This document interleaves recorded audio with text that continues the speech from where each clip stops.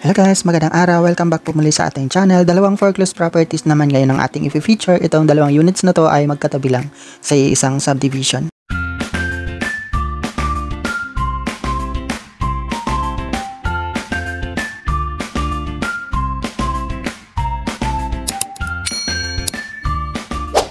Ang susunod na properties na ating pupuntahan ay located lang dito sa may Nova Vida Residences, dito lang sa may Medición 1B, Imus, Cavite. Yan, nasa Imus pa din tayo. Itong kalsada na aking binabaybay ay itong kalsada sa may public plaza ng Imus. Tapos, papasok tayo doon sa may intersection ng General Yenko Street. Ang location naman itong property is along the way siya sa General Yenko Street. Kaya yun yung kalsada na ating babaybayan. Medyo looban lang ito ng konti. Makikita nyo naman siya kung susundan nyo ang ating biyahe. Pero kung kabisado naman kayo dito, forward nyo na lang po ang ating video, direct na doon sa property. Mabilis lang naman to kasi dito naman, sinortcut ko na lang siya, dito na ako nagagaling. Kung taga rito naman kayo sa Imus, for sure kabisado nyo to kasi ito ay malapit sa may simbahan at sa public plaza at sa lumang city hall. For sure alam nyo itong location. Makita nyo din naman sa Google Maps pag sinearch nyo.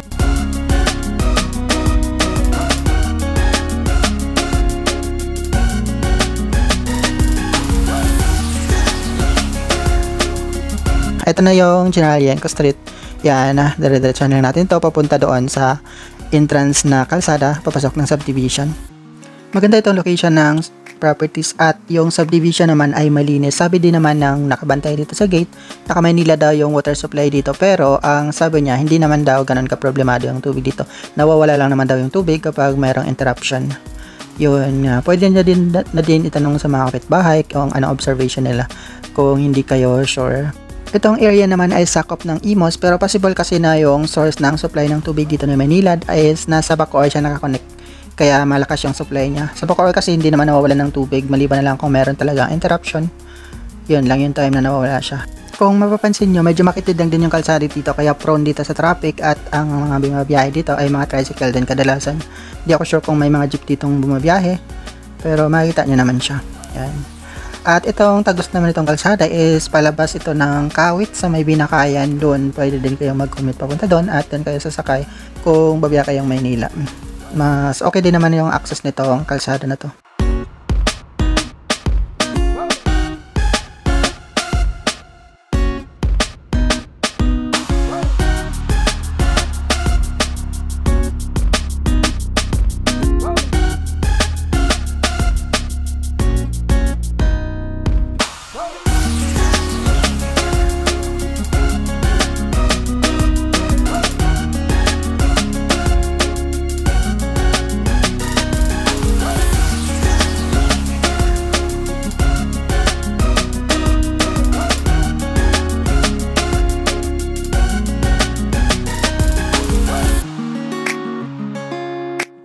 Ito na po yung pinaka-entrance na kalsada papasok ng subdivision. Dito is medyo malalayo pa siya ng konti at maraming paliko-liko lang dito.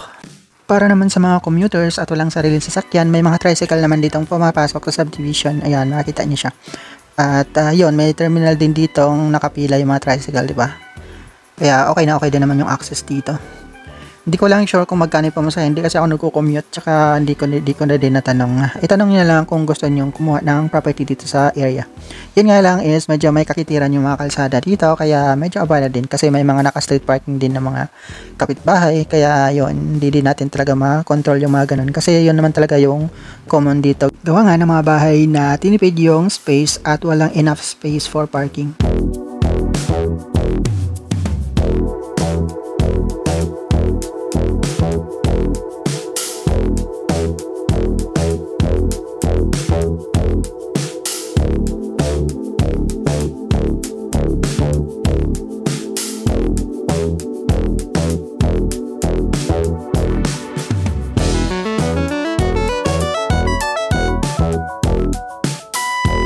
Ito na po yung pinaka-entrance ng subdivision. Itong property naman is medyo dulo siya ng konti pero nakaloop naman yung kalsada kaya very accessible siya. Makita nyo medyo malinis naman yung paligid nitong subdivision at okay din yung mga bahay. Tsura ng mga bahay. Townhouse lang siya na standard cut. At yun nga wala siyang enough space for parking kaya expected talaga yung mga street parking. Eto lang, diretso na natin ito tapos doon tayo liliko sa may dulo. Sabi naman ni kuya na nakabantay, dito daw sa may dulo. Sabi niya dead end daw pero hindi naman siya matatawag na dead end kasi nakaloop naman itong kalsada.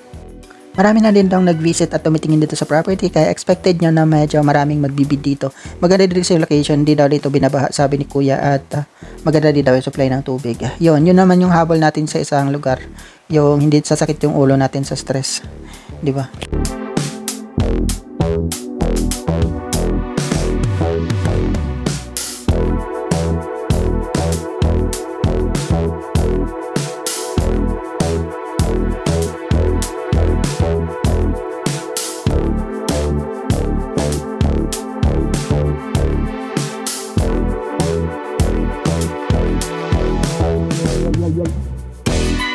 At ano po ang location ng dalawang properties, magkatabi lang talaga siya.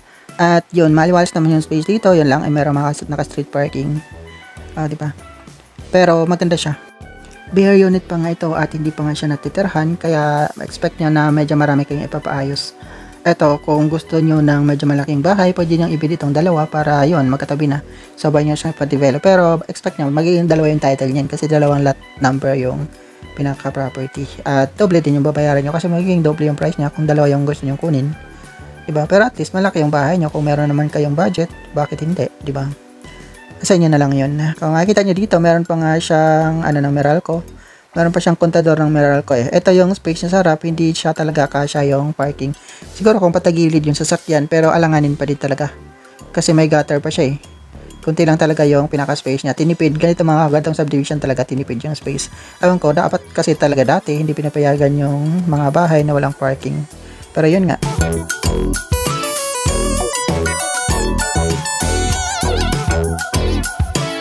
Ito yung itsura niya, diba? Yan, bare unit lang talaga siya, walang masyadong improvement. Sarado din itong pinto, wala na siyang doorknob, pero nakapadlock, nipadlock ito na Pag-ibig. Pero yan, ganyan lang siya. Steel yung hagdan niya, steel or made of combination ng bakal at kahoy. Ito yung itsura niya sa taas. Mukhang brand new din naman yung itong unit eh, maganda pa eh. Diba? Parang bumibili lang din kayo ng brand new na natagalan i-turnover. Diba? At least kayo din makapag-design kung anong gusto nyo improvement na gagawin sa bahay. Steel deck nito, parang ganito din itsura sa may yung na-feature ko nung nakaraan sa may Savannahville, diba? Ganito yung standard din na townhouse. Magkaiba lang din design, pero ganyan din naman yung itsura niya. Painted yung wall. At naka semi-finish din siya. Pero bare malamang wala pang improvement din sa taas kasi hindi naman to napaayos at hindi naman natirahan. Ganito din pala yung itsura sa kabilang unit. Ganun din, bare unit din siya. Walang improvement at walang bakas na natirahan ito dati. So, ibig sabihin na foreclosed lang ito or di na tinuloy ng dating nakakuha. Sayang din. Yun, nasa mga 1.3 million lang siya around. So, kung magbibid ka, siguro mga 1.5, yun. Kung, depende sa budget nyo, 1.5 to 1.7, nasa inyo naman yun. Pero, mura pa din to kasi gawa nga ng location niya, maganda. At napakalapit lang sa Maynila.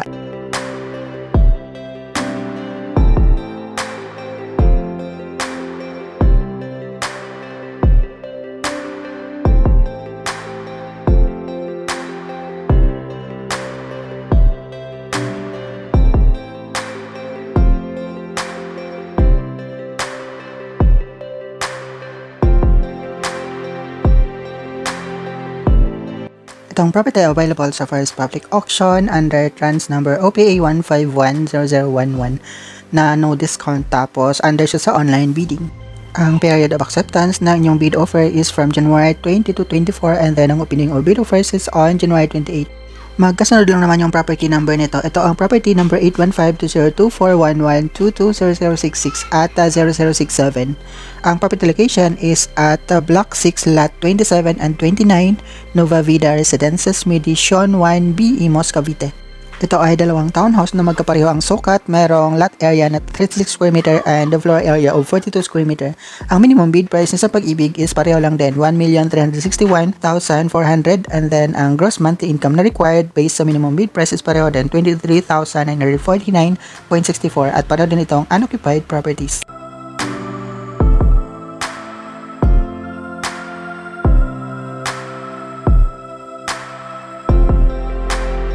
Ayun lang, pauwi na ako. Dito tayo dadaan sa kabilang side naman ng kalsada. Ito ang kalsada na to is nakalop din naman siya palabas doon sa main gate.